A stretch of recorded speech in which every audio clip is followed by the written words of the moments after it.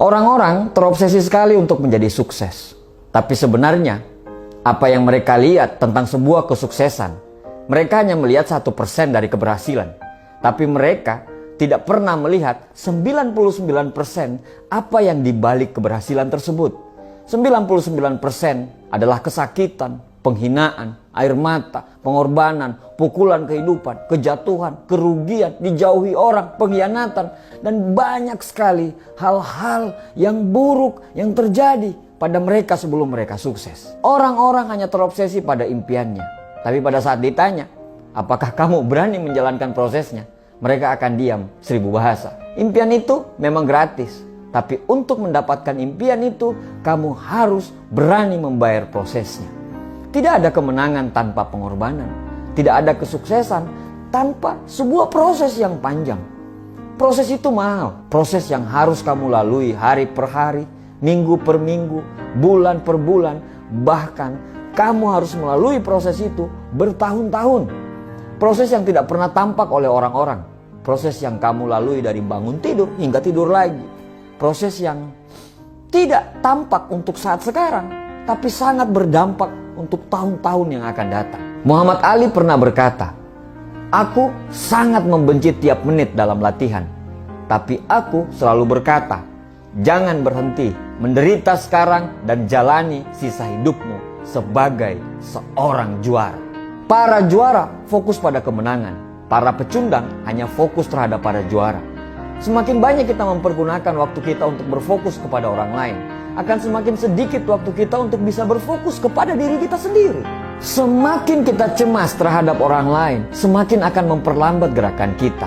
Mencemaskan orang-orang yang akan menggantikan jabatan kita, mencemaskan para kompetitor yang akan menjadi besar dengan bisnisnya, mencemaskan para pesaing yang ikut dalam pertandingan. Semakin banyak kecemasan, semakin akan memperlambat gerakan kita. Kenapa kita harus mengeluarkan energi yang besar untuk berfokus kepada orang lain? Fokus dengan apa yang mereka dapatkanlah, fokus dengan apa yang mereka gunakan, fokus dengan jalan mana yang akan mereka tempuh, sampai kita lupa pada diri kita. Bahkan kita juga lupa siapa kita, di mana kita berada, dan kemana kita harus menuju. Apakah dengan berfokus kepada orang lain akan merubah semuanya? Tidak. Satu-satunya cara supaya kita bisa menang adalah kita harus berfokus kepada kemenangan kita. Tidak usah peduli dengan orang lain.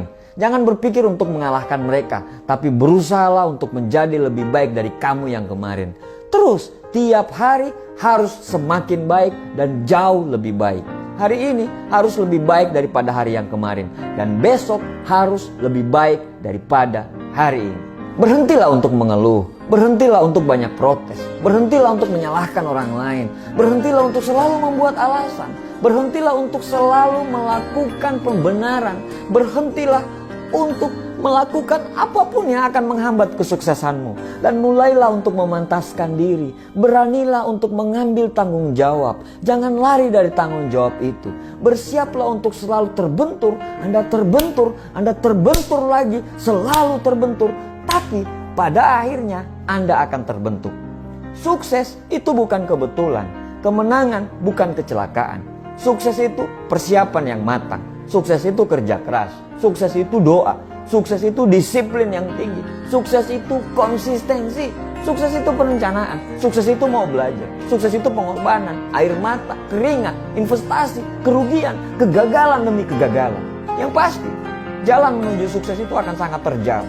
Dan jalan itu hanya mau ditempuh oleh para pemenang. Dan jalan itu bukan untuk para pecundang. Pertanyaannya, kamu mau pilih menjadi pemenang atau kamu mau pilih jadi pecundang? Para pemenang bukan orang yang tidak pernah salah dan gagal. Tapi para pemenang adalah orang yang alergi mendengarkan kata menyerah. Para pemenang bukan orang yang tidak pernah jatuh, tapi orang yang selalu berdiri pada saat dia jatuh. Semoga Allah selalu bersama dengan perjuangan kita semuanya.